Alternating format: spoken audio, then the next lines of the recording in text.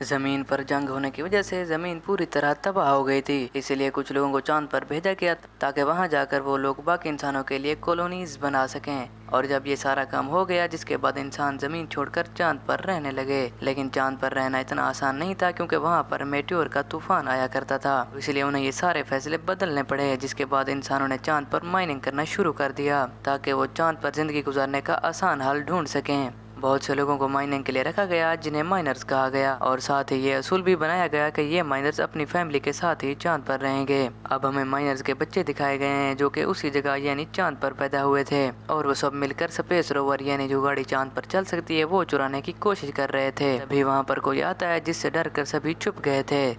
इन्हीं में से एक बच्चा, जिसका नाम कैलेब होता है, उसके हाथ में एक कैप्सूल था। उसके डैड भी एक माइनर थे जो कि काम के दौरान मारे गए थे।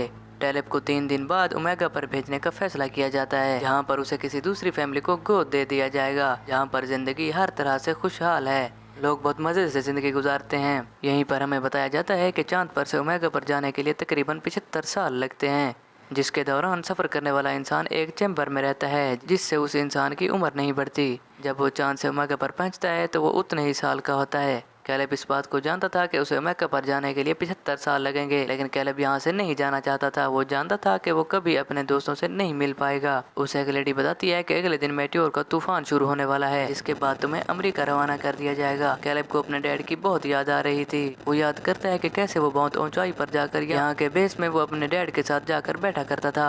उसे याद आता है कि उसके डैड ने उसे बताया था कि चांद के उस पार कोई खतरनाक चीज आकर टकराई थी, जिससे वहाँ पर एक क्रेटर, एक खड्डा बन गया। तुम एक बार उस जगह जाकर लाजमी देखना। मगर चांद के उस पार किसी भी इंसान का जाना मना था, और जिस कैप्सूल को हमने उसके हाथ में देखा वो उसे एक गार्ड ने दिया था, जो उसे उसके डैड की राख में से मिला था। वो ये सब सोच रहा था तो उसके पास उसके 3 दोस्त आते हैं, जो उसके जाने की वजह से बहुत दुखी थे। उनमें से एक दोस्त, जिसका नाम बेलन होता है, वो उसके डैड की आखिरी ख्वाहिश को जानता था, जो कि क्रेटर के पास जाने की थी। क्यों ना तुम्हारे जाने से पहले हम उस क्रेटर को देख कर आए, इस तरह तुम्हारे डैड की आखिरी ख्वाहिश भी पूरी हो जाएगी। लेकिन ये सब कुछ इतना आसान नहीं था। उन्हें वहाँ जाने के लिए जिन जिन चीजों की जरूरत होती है वो उन सब चीजों को इकट्ठा करते हैं। अब उन्हें यहाँ से बाहर जाने के लिए कोड की जरूरत थी। बेलन बताता है कि यहाँ पर एक लड़की है जिसका नाम एडिसन है। एडिसन कुछ दिन पहले ही जमीन से चांद पर शिफ्ट हुई थी। उसका कोई दोस्त भी नहीं था और वो एक साइंटिस्ट की बेटी होती है। बेलन कहता है कि क्या पता उसको कोड के बारे में कुछ मालूम हो। जब वो एडिसन से बात करता है तो वो उससे कोई बात नहीं करती और वहाँ से चली जाती है। ये देखकर डेलन उसके पीछे जाता है और उसे सारी बात के बारे में बताता है और कहता है, मैं शुरू से ही तुमसे दोस्ती करना चाहता था, चाहे सब लोग तुम्हें अजीब समझते हों। एडिसन सब सुनकर कहती है, ठीक है, मैं तुम लोगों की मदद करने के लिए तैयार हूँ, पर तुम्हारे इस मिशन में मैं भी तुम्हारे साथ जाऊंगी। डेलन उसकी बात सुनकर उसे अपने साथ ले जाने के लिए तैयार हो जाता है। सभी बच्चे स्पेस रोवर के पास पहुंच गए हैं और सभी उसे चुरा रहे थे कि कैलेब अलार्म तार को पहले ही खींच देता है ताकि उसका अलार्म न बज पाए। फिर वो एडिसन का बताया हुआ कोड डालता है, जिससे कि दरवाजा खुल गया। ये सभी अब जाने के लिए तैयार थे। रोवर को चलाने की जिम्मेदारी डेलन पर थी, क्योंकि उन सब में वही ड्राइविंग जानता था। ये सब वहाँ से निकल जाते हैं और उन्होंने पहली बार चांद की सतह को देखा था। सभी बहुत खुश थे, मगर उन लोगों को मेट्योर के तूफान के आने से पहले ही वापस आना था, क्योंकि जब मेट्योर की बारिश होती है तो बेस में लॉकडाउन कर दिया जाता था। सफर के दौरान कैलेब अपनी लाइफ के बारे में बताता है कि मेरे डैड से माइनिंग कराई गई, मगर चांद पर रहकर माइनिंग का काम कोई भी इंसान लगातार नहीं कर पाता। जैसा कि अगर वो इंसान काम के दौरान मर जाए तो उसके बेटे या उसकी फैमिली के किसी भी इंसान को उस काम को पूरा करना होगा। बस उसके लिए शर्त ये होती है कि उस इंसान के बेटे की उम्र 18 साल होनी चाहिए। अगर वो उससे कम उम्र का होगा तो ऐसे ही उसे किसी फैमिली को गोद दे दिया जाएगा जो ओमेगा प्लानेट पर रहते होंगे, जिनको चांद से ओमेगा पर भेजा गया था और वहाँ से खुशी अपनी जिंदगी ओमेगा पर गुजारने लगे थे।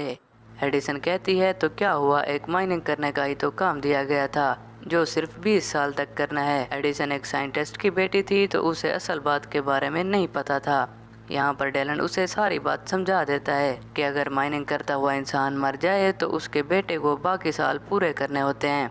ये सुनकर एडिसन थोड़ा हैरान थी। अब आगे का रास्ता उन्हें पैदल तय करना था। सभी लोग अपने स्पेस सूट पहन लेते हैं। एडिसन का सूट उन सब से थोड़ा अलग था और अच्छा भी। खैर, ये बाहर आते हैं जहाँ पर ग्रेविटेशनल फोर्स ना होने की वजह से सभी बहुत ऊंची छलांगे लगा रहे थे। सभी यहाँ पर खेलने लगते हैं। एडिसन की नज़र जब जमीन पर पड़ती है तो थोड़ा उदास हो जाती है और जमीन पर अपने गुजरे पलों को याद करने लगती है। जब एडिसन वापस आती है तो देखती है कि सभी एक ऑक्सीजन गैस के कंटेनर की मदद से स्पेस में ऊंचाई तक जा रहे थे। उन्होंने खुद को रोवर के साथ रस्सी से बांधा हुआ था ताकि ये स्पेस यानी खला में दूर तक न जा पाए।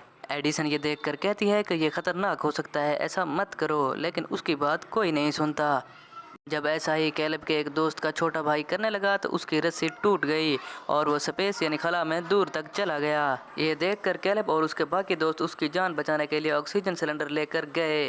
उन्होंने बड़ी मुश्किल से उसकी जान बचा ली थी, मगर इस सब में उनके अपने ऑक्सीजन सिलेंडर की गैस खत्म हो चुकी थी। उन लोगों के पास इतनी भी ऑक्सीजन नहीं बची थी कि वो क्रेटर यानी कि खड्डे तक पहुँच जाएं। वो सब लोग वहाँ पर बुरी तरह फंस गए थे। तभी उनका एक दोस्त कहता है कि मैंने सुना है कि यहीं पर ही कहीं एक आउटपोस्ट है, शायद हमें वहाँ पर जाकर थोड़ी ऑक्सीजन मिल सके। ये सब सुनकर कैलेब का एक दोस्त कहता है कि मैं वहाँ पर नहीं जाऊँगा, क्योंकि मेरे भाई ने बताया है कि वहाँ पर भूत रहते हैं। इस पर डेलन उसका मजाक उड़ाने लगता है और वो दोनों एक दूसरे के साथ लड़ने लगते हैं। इस पर कैलेब उन दोनों को अलग करता है और कहता है कि जिंदा रहने के लिए जितना वक्त बचा है वो भी तुम लोग एक दूसरे के साथ लड़कर ज़ाय कर दोगे। ये बात सुनकर दोनों ने दोबारा दोस्ती कर ली थी। खैर ये लोग अब आउटपोस्ट पर पहुँच जाते हैं, जहाँ पर काफ़ी ज़्यादा अंधेरा था। वहाँ पर उन लोगों को और लोगों की भी परछाइयाँ नजर आती हैं, जिसे देखकर सभी लोग डर जाते हैं। लाइट्स ऑन करने पर पता चला कि ये लोग नहीं बल्कि पत्थर थे और ये कोई आउटपोस्ट नहीं बल्कि एक ऐसे घर का मॉडल थे कि अगर इंसान चांद पर रहते तो ऐसे ही घरों में रहा करते। खैर उन लोगों को वहाँ से कुछ खाना और ऑक्सीजन मिल गए थे और फिर तभी काफ़ी रात हो गई थी, इसलिए उन सब लोगों ने वहीं पर रात गुजारने का फैसला किया। डेलन अपने बारे में बताता है कि मेरे डैड मुझे छोड़कर चले गए हैं। एडिसन भी अपने बारे में बताती है कि मेरे मॉम डैड की डिवोर्स हो चुकी है और मेरी मॉम मेरे भाई के साथ ओमेगा प्लैनेट पर चली गई हैं और मैं बहुत अकेला महसूस करती हूँ। सब लोग सो गए थे मगर कैलेब और एडिसन अभी तक जाग रहे थे।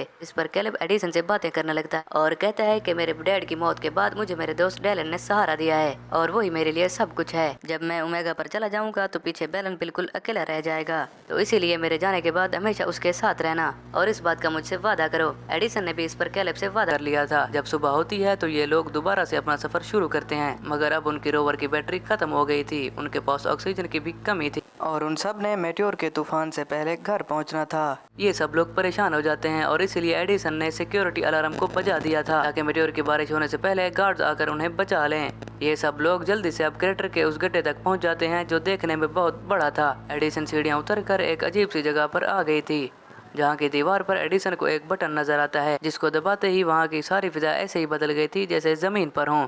ये सब कुछ असल नहीं था, मगर फिर भी उन सबको बहुत पसंद आता है। कैलेब वहाँ से जब एक पत्थर हटाकर देखता है तो उसे उसके मॉम डैड के एक हार और एक तस्वीर मिलती है। उसने तस्वीर में मॉम को पहली बार देखा था और इस बात को समझ जाता है कि उसके डैड आखिर क्यों चाहते थे कि वो यहाँ पर आए। इस पर वो बहुत दुखी था। डेलन उसे कहता है कि अपनी जिंदगी के इस हसीन चांस को क्यों गंवा रहे हो। यहाँ पर हर इंसान ये चाहता है कि वो माइनिंग के 20 साल पूरा करने के बाद ओमेगा पर जाएगा और वो बहुत कम लोग होते हैं। तुम्हारे डैड ने भी तो इसीलिए अपनी जान दे दी। यहाँ पर उसे ये बात पता चलती है कि उसके डैड ने जानबूझकर अपनी जान दे दी थी ताकि उसको ओमेगा पर भेज दिया जाए और वो एक अच्छी जिंदगी गुजार सके, जिसके बारे में उसके अलावा सब जानते थे। डेलन कहता है कि अपने डैड के गिफ्ट को लेने से इनकार मत करो, उन्होंने अपनी जिंदगी देकर तुम्हें ये तोहफा दिया है। तभी उनकी बातों के दौरान एक दोस्त की तबीयत खराब हो जाती है। ये सभी उसे लेकर जल्दी से अपनी रोवर तक पहुंचने की कोशिश करते हैं, मगर तभी मेट्योर का तूफान शुरू हो गया था। सभी खुद को बचाने की कोशिश कर रहे थे। एडिसन भी खुद को बचाते हुए उनसे अलग हो जाती है। वो जब किसी को नजर नहीं आती तो डेलन उसे बचाने जाता है। एडिसन के हेलमेट में दरार आ जाती है, जिसकी वजह से वो बेहोश हो जाती है। कैलेब और डेलन उसको बचाकर वापस ले आते हैं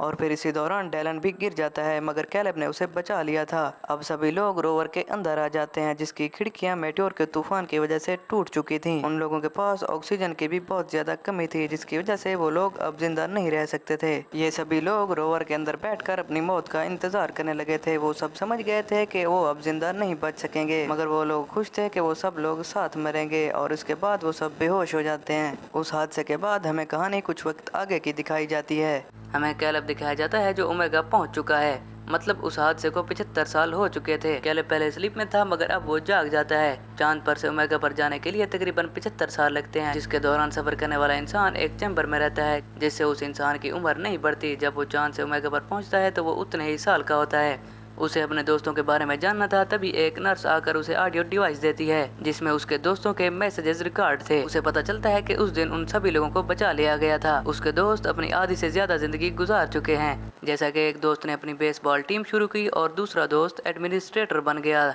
और बाकी वादे के मुताबिक एडिसन ने डेलन से शादी कर ली थी। अपने दोस्तों की जिंदगी के बारे में जानकर उनकी बढ़ती उम्र की आवाज को सुनकर कैलेब बहुत खुश होता है।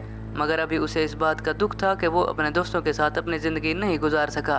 ओमेगा प्लैनेट पर एक फैमिली ने कैलेब को गोद ले लिया था। वो यहाँ पर घुल मिल जाता है और वहाँ पर एडिसन के भाई को भी ढूंढता है, जिसके बारे में एडिसन ने बताया था कि वो उसकी मोम के साथ ओमेगा पर रहता है। कैलेब एडिसन के भाई को उसकी बहन के अच्छे कामों के बारे में बताता है, जिसने चांद पर माइनिंग जैसे असूलों के खिलाफ काम किया था। और उसके साथ ही ये मूवी यहाँ पर खत्म हो जाती है।